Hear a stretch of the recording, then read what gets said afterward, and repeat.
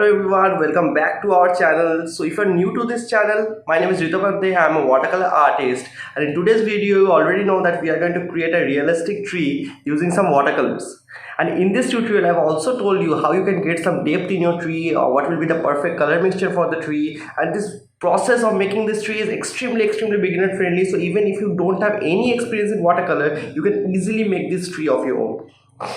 But before starting with the tutorial, I want to say one thing, that you might check out a link in the description box below, which is a link to my new course where I have taught you different kinds of landscapes and seascape painting using watercolor, and it is 100% beginner friendly, and I'm also giving 50% discount to the next 100 participants who are joining this course. So I hope that's exciting for all of you. I know you are also excited for this tutorial, so let's get started. Getting started, it's really important to draw out the basics of the tree, the outer edges, and make sure you make it a slightly bumpy to make it look more and more natural. Focus on the bumpy nature of the tree and also draw out the main stem and the sub stems. After that, you can make a few changes, giving some extra bumps to the tree, and you are done. After that, you have to just figure out from which side the light is falling from. Over here the light is falling from this side, and after that we have to understand that the tree is divided into a few structures. For example, this side is having the lighter structure, this side the mid structure, and the extreme lower half is having the dark kind of colors. So we will plan it accordingly. So right now I have taken some sap green color, mix it lightly with some water, because in watercolor mixing it with some water is very important, and if you are a beginner in watercolor, this is a very important step. Now after taking the sap green, I am mixing the sap green color with some yellow ochre to make it look slightly on the yellowish side, and also to make it lighter. Now what I'm gonna do is make a small swatch with this color scheme so that I can always understand what will be a color mixture. Because most of my students have told me they often get confused with the color mixture while painting or doing the tonal values in watercolor. So this is the lightest color tone that I'll be using. After that, moving to the slightly darker version of this color in the tree, or for the mid tones the color I'll be using is once again the primary color being the sap green, and with this sap green color right now I'm going to mix some burnt sienna instead of the yellow ochre color.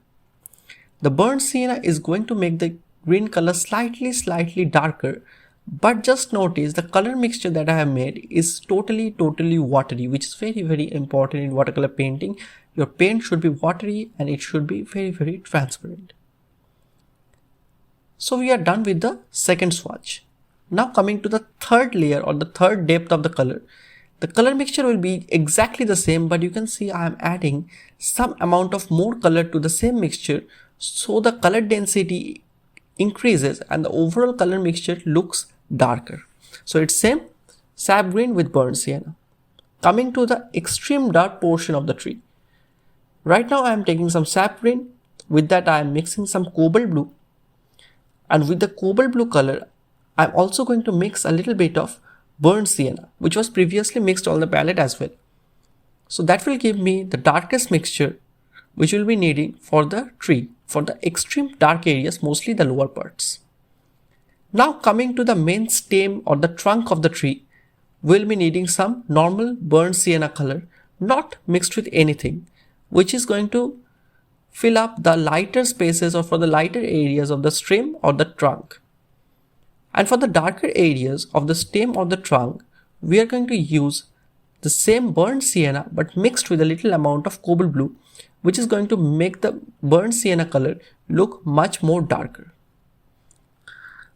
So these are the color mixtures we are going to use, and I highly recommend all of you to make a small swatch like this, so you can be always double sure about the color mixture before starting with your watercolor. If you are a beginner, it's highly recommended. Please try it, it will help you a lot.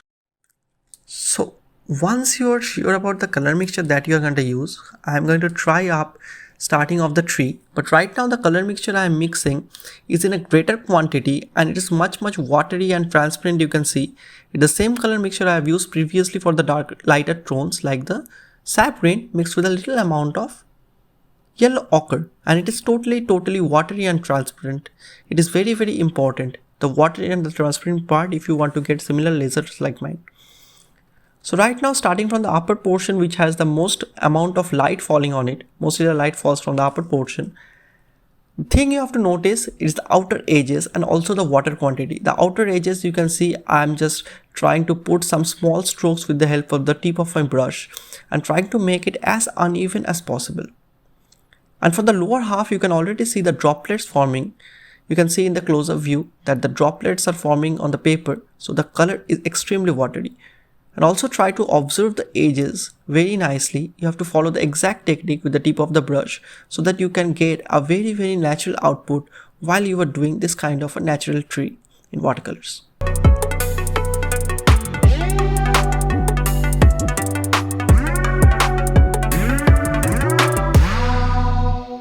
After that, you can see I'm just putting the same color, but this time it's slightly more watery, so it will be easier for me to mix and blend the colors nicely on the paper.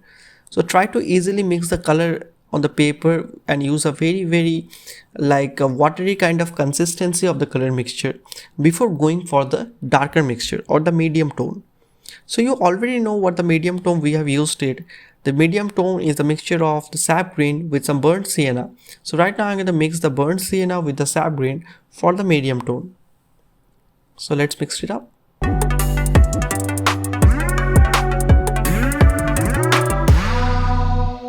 So mixing up the color. Starting off with the medium tone of the tree, you can see the color mixture looks quite dark compared to the lighter tone, and it is starting almost from the mid area of the tree like we have planned. The rest of the things, the watery consistency remains the same and everything. Right now just observe there are few areas I am just dabbing my brush on the white area, mostly on the upper half, with the medium strokes so that it seems that there are some like light and shade in the upper part of the tree as well. Otherwise the whole mixture will look like a rigid kind of a gradient, and we really don't want that. After getting done with the medium tone, we have the lower portion left out, and for the lower portion we are going to mix this cobalt blue, sap green and this burnt sienna, and we have got the darkest mixture of the all, which are going to use for the lower half because it is extremely dark. The rest of the process remains exactly the same, like we are going to dab the brush with some small areas in the mid tones like we have done in the previous strokes. Just try to observe the outer edges. How I'm doing the outer edges, the formation of the leaf-like structures and all of these things. And some areas, if you just observe, you can see that I have kept out a little white spaces in between as if light is flowing through the tree.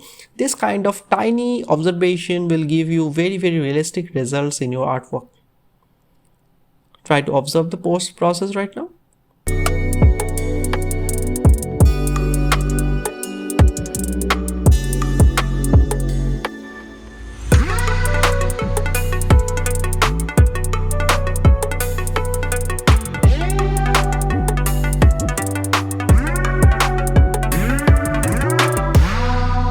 Now mostly in beginners I have seen they mostly face problem with the outer edges of the tree.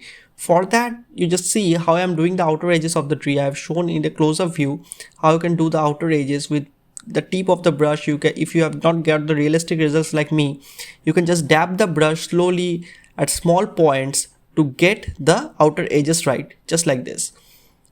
Like I'm dabbing the brush at small edges, creating some small leaf-like structures. So in case you haven't got it right in the first stroke or in the first try, you can just at the end just put in some small strokes at the outer edges to make it go right. So that is also an option that you can do. So finishing off with small detailings of the leaves in the outer edges. Getting done with the outer edges, time for the trunk right now. Initially I'm using just burnt sienna color. You can see the color is very light and it's like watery, so we are getting a very light transparent kind of consistency.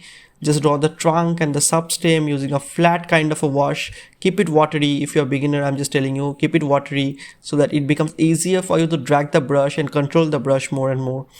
And after you are drawn with the trunk, we'll take some dark colors. It may be the mixture of, I'll just suggest you to use the mixture like the darkest mixture for this one, and draw out a few leaves on the trees, which will look like that there are some ups and downs or there are some bumps in the tree, and which will make the tree look a little bit realistic or a little bit 3D to be specific.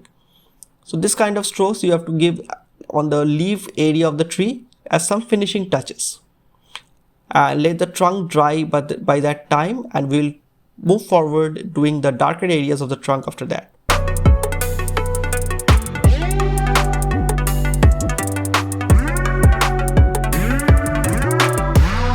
Now I am using the mixture like the burnt sienna mixed with cobalt blue, which is the darkest version of this burnt sienna. And if you notice, I am only using this mixture on the area which is closest to the leaves.